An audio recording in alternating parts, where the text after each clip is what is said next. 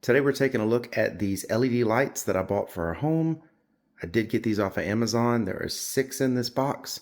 I'm going to go ahead and get them out of the box. We're going to look at them and I'm going to get these things installed, see how bright they make the room.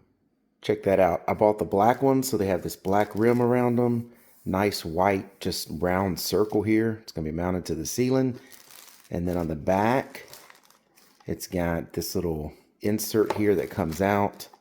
You just twist it for it to come out. You've got all the pieces you need. It's even got a little cable there to keep it from falling on you when you take it out. Exactly what I was looking for. Let's get this thing installed. I think the light turned out great. It lights up this little hallway really well. This was always a really dim area. And I love the fact that it lets you set what color you want the light to be. They're very slim to the ceiling. They're ultra thin. Let me show you what it looks like when it's off. Just a nice little black ring there. And then so much light. Love it.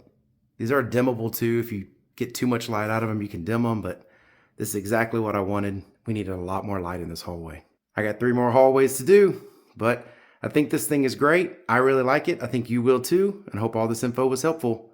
Thanks for watching. Y'all take care.